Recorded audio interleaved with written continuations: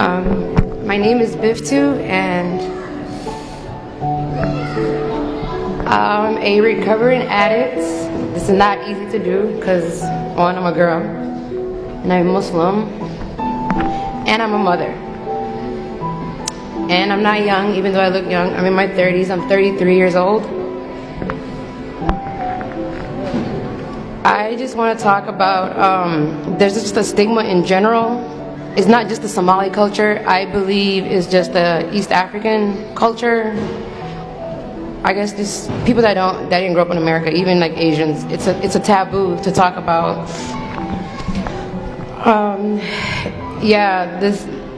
This topic in general is serious. I don't know why this community is not taking it serious. We're not blind. We're not deaf. We see how many people we bury every week, and it's mainly due to substance abuse, even the murders. Nobody in their right mind is going to just get up and kill somebody. There's people killing their own friends because they're so high out of their mind, and then they wake up the next day like, did I do that? It's serious, you know? And then we think it's not our kid until your kid is dead or until your kid's in jail. And just how hard the community makes it to want to get help. I'm sorry, this is really hard, but nobody wants to be an addict. Nobody grows up and says, hey, I'm going to be a drug addict when I grow up. Nobody. We're not losers. We're human beings. We're Muslim. We're alive. We're here. But you guys just look at us like we're nobody, like we're not there, like you don't hear us, like you don't see us, knowing that your sons or daughter are probably just like us, but you don't want to admit to it. And like one of the brothers up here said, they won't even admit to their kid that overdosed. Like they're not even dealing with their own pain. Like that's how much of a taboo it is. Imagine as a mom burying your kid and then lying about why your kid died. You know how that would hurt as a mom? That hurts. Like, we're human beings, you know, you are a product of your environment. I'm 33, I've been here since I was 2. I'm talking in English because that's all I know. Like, when I was younger, I hate to say this, but I kind of knew this community was something like this was going to happen because the ignorance of it. You know, like, I was like 15 smoking weed, but I'm a crackhead because I'm smoking weed. But looking now, people are really smoking crack. For real. Go stand on Chicago and Franklin. It's sad. There's people that don't even speak English talking about Xanax Araba. Like, I used to work at a clinic in Alina. There's older patients come in that are Somalian. There's older patient that used to come in. He didn't even know he was addicted to pills. He just used to come all the time saying, Xanax ke Araba, Xanax ke Araba. But me, I'm an addict. I'm knowing like, dang, he's addicted. You guys just need to make it easier. And like, no disrespect to the mom earlier. She was saying like, when girls use and stuff, nobody wants to marry them. That's not true because half these boys are just like us. They're insecure. They're probably gonna think, who can I get besides a drug addict wife? Like, and that's not okay. You're supposed to build us up, not break us. And alhamdulillah, like, I have a really strong mom. My mom, may Allah bless her, she's always there for me. She pushed me into treatment. But me, I didn't want that label, you know, she's in treatment, or just how people look at you. But I did it, and it empowered me. I know that sounds like so weird, but it did. I feel free. I don't know how to explain it. Being addicted to something, like you guys know a hamster that runs in this little circle thing? That's the life. Like you're just running in a circle that never stops until death or something hits you. Addiction is real, and it's hitting this community harder than ever because of our ignorance. We just want to hide stuff. Like, like, no. It's way past ebb right now because we're burying at least twice of the youth. It's 2 people a week normal. Like, it's like normal now. If it's not an overdose, it's a shooting. I'm 33. I know over 10 people that are dead. That's not okay. My best friend's in a wheelchair. a girl, and she wasn't even an addict. She was just partying at the wrong place at the wrong time. You guys, we need to just stop. Not you guys, we, because I used to do that too. Before I was in my addiction, like, what's wrong with this person? Like, look down on them, like, oh, let me stay away from this person. Because I thought I was better because I just smoked weed.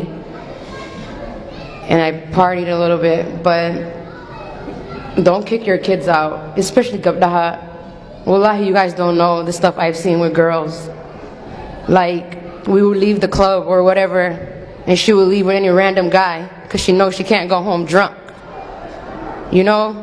There's girls out here blacked out off Xanax getting raped and they can't even tell their mom because they're gonna get snapped on. Imagine being raped and not being able to tell nobody because you're gonna get blamed for being raped. No. There's a lot happening to the girls and you guys need to talk about it. A lot. Like, we're Bani Adam too, we're human beings, you know, like, we fell into the trap of this life. It happens. We're not bad people. I guess you could say I was like a functioning addict. Like, I thought I was okay. I had a house, I had a job. Like, I was doing what I had to do. But eventually, you know, it all comes to an end because it's deeper than the drug, you know? It's in our soul. Something, and we're trying to fill that void. And that void it comes from home. You know, communication, talk to your kids, like, not habar them, not kick them out, like, understand them, like, it's fahma, you know, like, we grew up in two different worlds. You guys grew up in Africa, we grew up here. It's temptations, you want to fit in. Now that I'm older, I regret a lot of stuff. When I was younger, I thought I was fine. Like, there's nothing wrong with what I'm doing, there's nothing wrong with smoking weed. It is. Like, one of the guys stood up here, I couldn't eat or go to sleep without smoking. That's not okay. And like he said, eventually you graduate.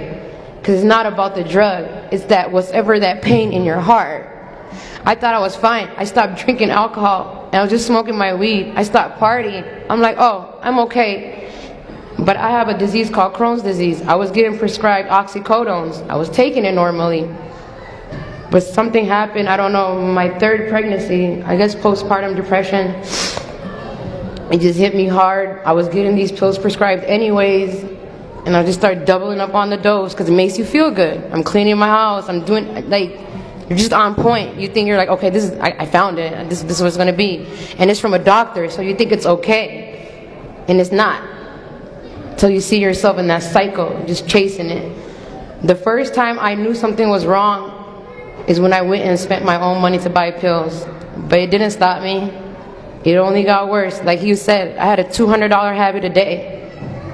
Imagine, and take a can of $200 every day. You're gonna become a criminal.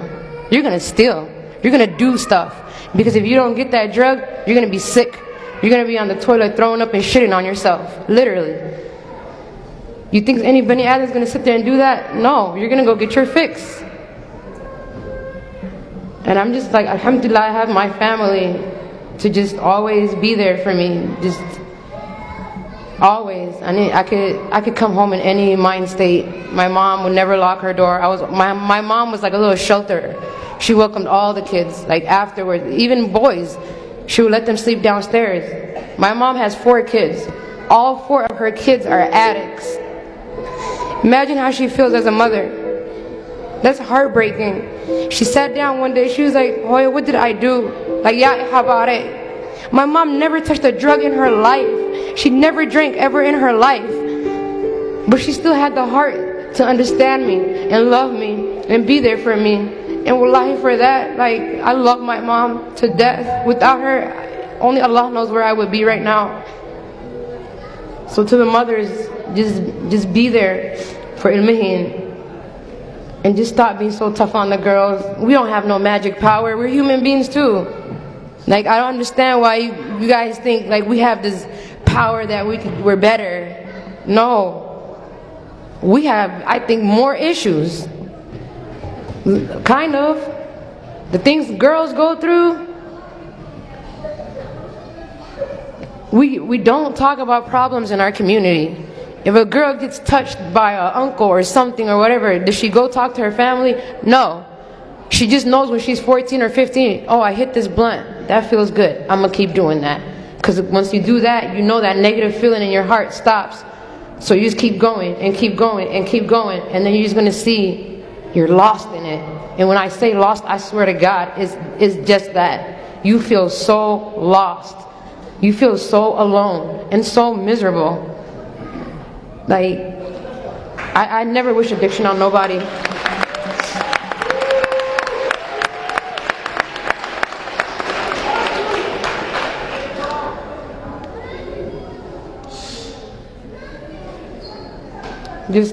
I think people just really need to start listening to each other and stop judging less. Well, what did the judgment get us? Look at our community. I hate to say it, but when I was 15, I really kind of knew this was going to happen. People were just so ignorant. Like, oh, we're African, we're special. Why? Why are we special? Why? Why does substance abuse not touch us? Why do we think that? Why does mental illness not touch us? Like, we just think we're special? No. Mental illness is real, substance abuse is real, and they go hand in hand. Nobody's a drugisto. You just imagine, like, who wants to walk around literally just miserable, fiending for something, just dying, like, I need this, I need this. Who do you, like, anybody in their right mind, who want to live like that? But people are downing you every day, like you made a choice to live like this. Like, this is not a life we chose. It chose us. You don't realize that until you're older. And that's what I'm going through right now. A lot of regret. A lot of remorse. And then to the young kids, what I really want to say to the young kids, don't let, like, TV, right, and all these music videos and stuff, you know, Kawalo, like that song, Papa Perk, and I get my stamina. Yeah, you're going to have stamina for like 30 minutes. And then what? This, for real, like, to the young kids, wallahi, this is not the path you guys want to go down. You do not want to imitate this life. What you guys see on TV is fake. Don't you see these famous people? They're rich, but they commit suicide. All the money in the world, but killing themselves. Because it's that void, that thing that's missing in your heart. Just this maqla. That's what I would say. And then as far as treatment-wise, it took me really long to go to treatment because I didn't want to be labeled, you know? I just didn't want to be labeled. And I didn't want my pills to stop because if you go to treatment, you get on Suboxone and all of a sudden your pill stops, you know? But at a certain point, you gotta love yourself. You gotta love your mom. When I think about how much pain I caused my mom, it just makes me cry till this day. Well, I have the best mom in the world, but yet I caused her so much heartache.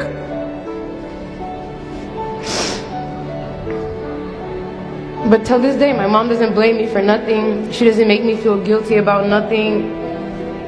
Because at a certain point, like, why is family?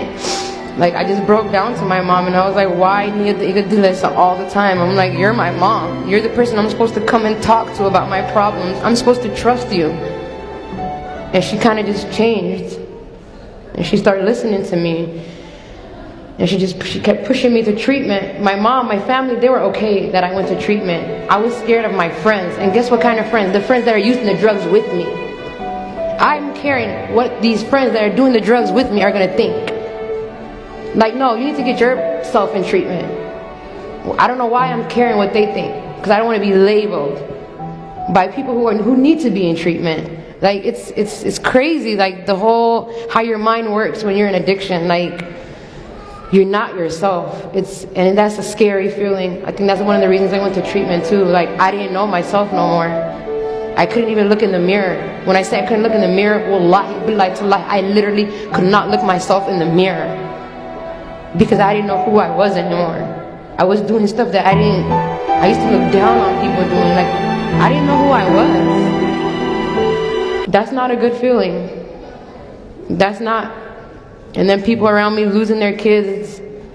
This girl we know dropped her baby drunk. And he's all broken up. Well, just make it easy on the girls. Make it easy for them to ask for help. You guys, and it's not just this America Kukore. You'll be shocked how many people are popping oxycodones. Like, seriously. It's bad out here. And the people are going to fentanyl. They're literally playing Russian roulette with their life. Just think about that. You know this thing is going to kill you. You know that. You have a chance, literally 50-50 chance. If you do this, 50-50 chance. Would you do it? Would any of you do something that you know you have 50-50 chance of doing it? You wouldn't, right? If you're going to die. You wouldn't. So what do you think is hurting these kids so bad that they're taking that risk just for a moment to be high? They know they could die, but they still do it. That's pain. They have that much pain in their heart. They probably low-key want to die. When I was in my addiction, when I woke up certain mornings, that's how I felt. Ilahi, just kill me, because I'm useless, I'm kasaro. That's really how I felt. I used to wake up and be like, why am I still alive?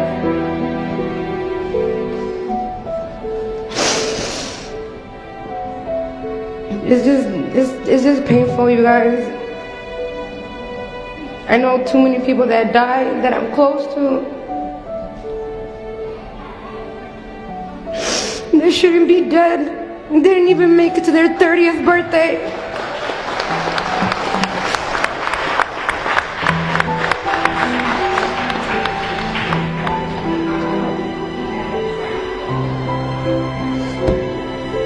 I feel better now, but I'm glad I did this. I was really scared to do this, but this is needed. This is needed really bad. And I just wish more people would speak up and more people would talk. Because there's a lot of people. And it's sad. And then you guys want to know something else? What the drug dealers do to our community? They double the prices on the drugs on us. Do you guys know that? Because they know you're going to come out your pocket for that. That's how bad these kids want it. They get charged double what other races and stuff will.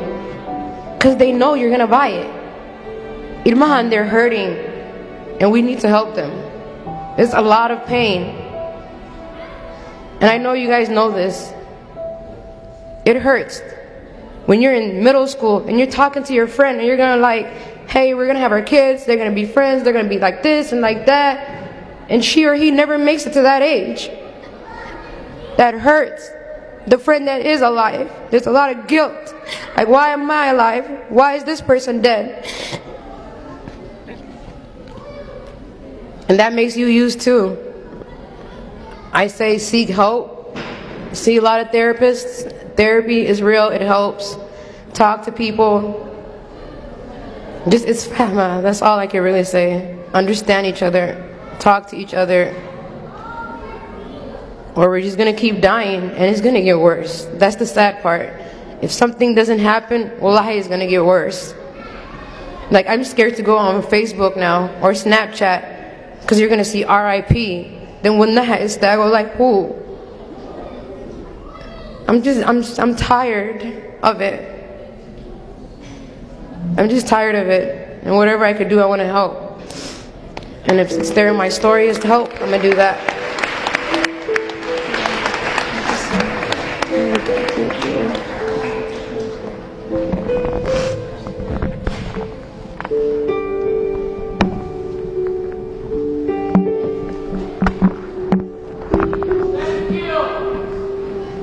Another round of applause, please.